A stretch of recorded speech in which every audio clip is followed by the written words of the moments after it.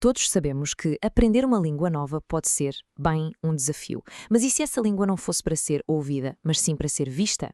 Hoje vamos mergulhar num método que nos ensina a fazer exatamente isso, a aprender uma língua que vive no espaço e no movimento. E para começar, olhem só para esta frase: não grite, use Libras. É forte, não é? Põe logo tudo em perspectiva, desafia a nossa ideia do que é comunicar e abre-nos a porta para um mundo onde a chave não é o som, mas sim a visão. Ok, vamos então entrar na primeira seção, um tipo diferente de linguagem. Porque, acreditem, aprender uma linguagem visual exige um cérebro visual. Vamos lá ver o que isto quer dizer. A língua gestual brasileira, a Libras, é muito, mas muito mais do que só fazer gestos com as mãos. É uma linguagem a sério, com uma estrutura e uma lógica que são puramente visuais. Então, o que a torna tão especial? É isto. É uma linguagem visual espacial. Pensem assim. Numa língua falada, o nosso cérebro processa sons um a seguir ao outro como uma linha. Mas aqui não. Aqui o cérebro tem de interpretar movimentos, formas, expressões faciais, tudo a acontecer num espaço tridimensional. É uma forma de comunicar totalmente diferente daquela a que a maioria de nós está habituada. E claro, isto levanta logo uma questão daquelas bem grandes, não é? Então como é que se pode aprender eficazmente uma linguagem que se vê e não se ouve? Os métodos tradicionais, aqueles de ouvir e repetir, simplesmente não funcionam aqui. É óbvio que é preciso algo completamente novo. E é aqui que as coisas ficam interessantes. Entramos na secção 2, pensar em imagens, e vamos apresentar a solução, o método visual. A beleza deste método é que ele não tenta lutar contra a forma como o nosso cérebro funciona. Pelo contrário, foi todo desenhado para se alinhar com a nossa capacidade natural de pensar em imagens. Vejamos bem esta comparação. É que a diferença é como da noite para o dia. A memória textual, aquela dos livros e da decoração, é quase como tentar aprender a nadar a ler um manual. É abstrato, é teoria. Agora, a memória visual, isso é outra história. Em vez de decorar que este gesto significa aquela palavra, o que fazemos é ligar o gesto a uma imagem, algo concreto na nossa cabeça. O resultado, a aprendizagem torna-se muito mais intuitiva, mais direta e, claro, muito mais fácil de reter. Ok, vamos para a parte prática. Secção 3. Três técnicas visuais-chave. Porque este método não é só uma ideia bonita, não. Ele baseia-se em estratégias bem concretas para uma aprendizagem eficiente e dinâmica. E vamos ver como é que estas técnicas fazem com que tudo seja mais rápido e, vamos ser sinceros, mais divertido também. Então, quais são os pilares deste método? São três. Passo 1, associação. Passo 2, espelhamento. E passo 3, repetição espaçada. Cada um tem um papel fundamental e juntos criam uma base de aprendizagem mesmo sólida. Vamos ao primeiro. Associação. Isto é tão simples e tão genial ao mesmo tempo.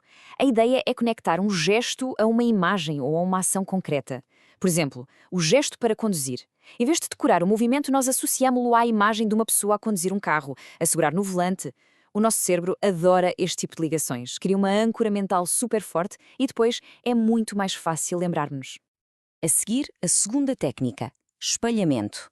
Aqui a coisa é mais física. Trata-se de aprender observando e imitando, literalmente espelhando os gestos do instrutor. É o clássico aprender fazendo. Ao fazer isto, não estamos só a usar o cérebro, estamos a usar o corpo. Estamos a criar memória muscular. O corpo aprende a comunicar e isso solidifica o conhecimento de uma maneira incrível. E por fim, a terceira técnica, repetição espaçada. Esta é a magia que faz com que a informação fique na nossa cabeça para sempre. Em vez de martelar um gesto 50 vezes no mesmo dia e esquecê-lo no dia seguinte, a ideia é rever em intervalos cada vez maiores. Hoje, daqui a uns dias, na próxima semana, é como se estivéssemos a dizer ao nosso cérebro: olha, isto é importante, guarda bem guardado. E é assim que passamos as coisas da memória de curto prazo para a de longo prazo. Muito bem, já vimos as ferramentas, agora na nossa quarta secção vamos ver como é que se constrói a casa. Vamos passar de gestos a frases, ou seja, como é que colocamos o método visual em prática para realmente comunicar.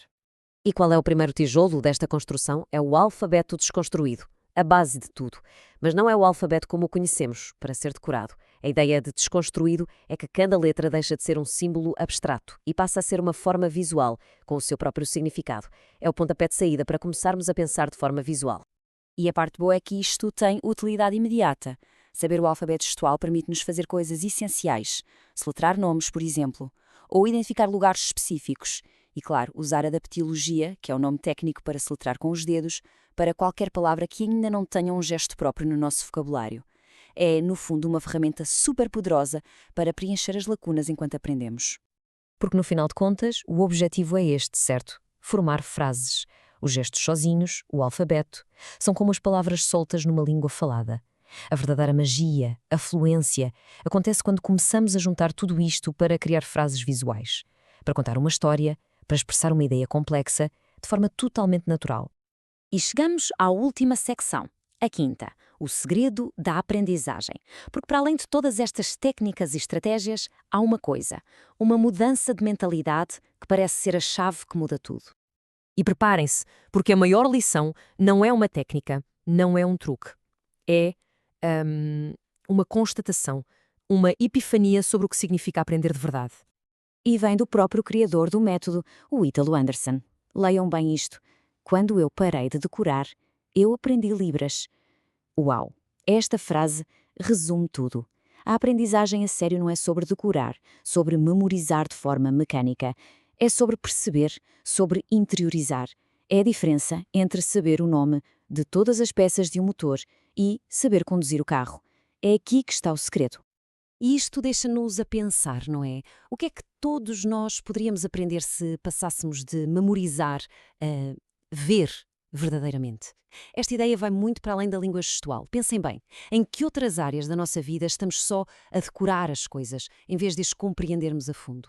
O que é que seria possível alcançar se, em vez de só memorizar, nos dessemos ao trabalho de ver de verdade?